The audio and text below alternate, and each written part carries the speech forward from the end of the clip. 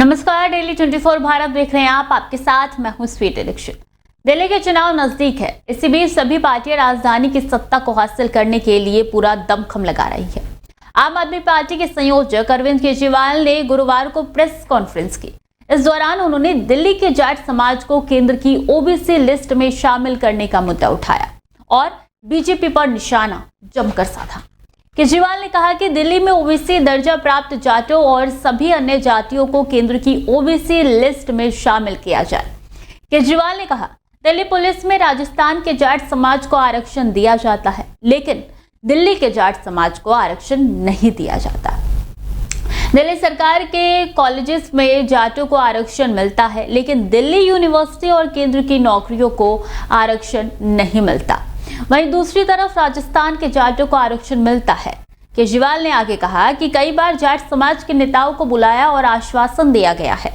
26 मार्च 2015 को प्रधानमंत्री ने दिल्ली के जाट नेताओं को अपने घर बुलाकर आश्वासन दिया, लेकिन ये काम नहीं हुआ। केजरीवाल ने बीजेपी पर निशाना साधते हुए कहा कि 8 फरवरी 2017 को उत्तर प्रदेश के चुनाव से पहले गृह मंत्री अमित शाह जी ने जाट समाज को बुलाया था और आरक्षण देने का आश्वासन दिया था, लेकिन आरक्षण नहीं दिया गया। सुनिए और उन्होंने क्या कुछ कहा। दिल्ली के जाट समाज के साथ प्रधानमंत्री श्री मोदी जी ने, गृह मंत्री श्री अमित शाह जी ने और भारतीय जनता पार्टी ने पिछले 10 साल से बहुत बड़ा धोखा किया है। दिल्ली सरकार की एक ओबीसी लिस्ट है।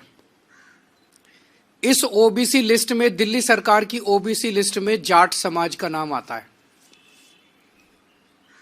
केंद्र सरकार की एक ओबीसी लिस्ट है। केंद्र सरकार की ओबीसी लिस्ट में दिल्ली का जाट समाज नहीं आता। तो दिल्ली यूनिवर्सिटी में जब बच्चे एडमिशन लेने जाते हैं तो उसमें दिल्ली के जाट समाज को रिजर्वेशन नहीं मिलता। दिल्ली यूनिवर्सिटी के कॉलेज में जाते हैं तो दिल्ली के जाट समाज को रिजर्वेशन मिलता है।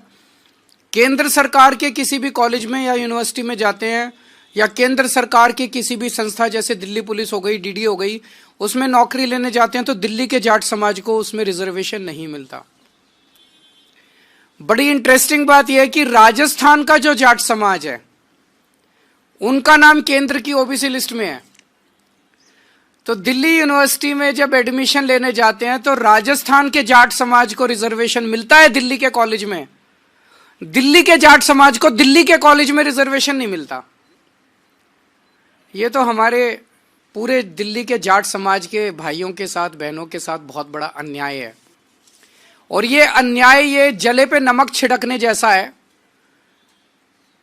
कि 4 बार पिछले 10 साल में प्रधानमंत्री जी ने अपने घर बुला के और अमित शाह जी ने जाट समाज के नेताओं को आश्वासन दिया, भरोसा दिया, वचन दिया, गारंटी दी कि दिल्ली के जाट समाज को केंद्र की ओबीसी लिस्ट के अंदर डाला जाएगा। आगे केजरीवाल ने कहा कि इस तरीके से 10 सालों में 4 बार जाट नेताओं को बुलाकर आश्वासन दिया गया, लेकिन आरक्षण नहीं दिया गया। ये भद्दा मजाक है। इन्हें सिर्फ चुनाव के समय ही जाटों की याद आती है। अगर प्रधानमंत्री और गृह मंत्री झूठ बोलेंगे तो कैसा होगा? कल मैंने प्रधानमंत्री को चिट्ठी लिखकर उनके वादों को याद दिलाया है। दिल्ली में राजस्थान के जाटों को तो आरक्षण मिलता है, लेकिन दिल्ली वालों को आरक्षण नहीं मिलता। दिल्ली के जाट समाज को केंद्र की ओबीसी लिस्ट में शामिल करने को लेकर अरविंद केजरीवाल ने प्रधानमंत्री नरेंद्र मोदी को चिट्ठी लिखी है। चलिए आपको बता देते हैं कि आखिर चिट्ठी में लिखा क्या है। चिट्ठी में केजरीवाल ने कहा है कि आपने दिल्ली के जाट समाज को धोखा दिया है। दिल्ली में ओबीसी दर्जा प्राप्त जाटों और सभी जातियों को केंद्र की ओबीसी लिस्ट में शामिल किया जाए। केंद्र सरकार ने 10 साल से जाट समाज को ओबीसी आरक्षण के नाम पर धोखा दिया है। आपने 2015 में जाट समाज के नेताओं को घर बुलाकर वादा किया था कि दिल्ली के जाट समाज को केंद्र की ओबीसी लिस्ट में शामिल किया जाएगा। 2019 में अमित शाह जी ने जाट समाज को केंद्र की ओबीसी लिस्ट में लाने का वादा किया था। राजस्थान के जाट समाज के छात्रों को डीयू में रिजर्वेशन मिलता है, तो दिल्ली के जाट समाज को क्यों नहीं मिलता? केंद्र की ओबीसी लिस्ट में ना होने से दिल्ली के जाट समाज के हजारों बच्चों को डीयू में दाखिला नहीं मिलता है। दिल्ली में ओबीसी लिस्ट में होने के बावजूद केंद्र सरकार के संस्थानों में जाट को लाभ नहीं मिलने दे रही है मोदी सरकार। दिल्ली में चुनाव की तारीखों का ऐलान हो चुका है। वहीं आपको बता दें कि दिल्ली में चुनाव की तारीखों का ऐलान हो चुका है। 5 फरवरी को वोटिंग होनी है और 8 फरवरी को रिजल्ट घोषित होंगे। इसी के चलते केजरीवाल ने जाट समाज को साधने की कोशिश की है और बीजेपी पर जमकर निशाना साधा है। आम आदमी पार्टी ने दिल्ली की सभी 70 सीटों पर उम्मीदवारों के नाम का ऐलान कर दिया है। वहीं कांग्रेस और बीजेपी अभी भी उम्मीदवारों की लिस्ट जारी कर रही है। तो अब देखना होगा कि दिल्ली के दंगल में कौन बाजी मारता है। खबरें लगातार जारी हैं, देखते रहिए डेली 24 भारत।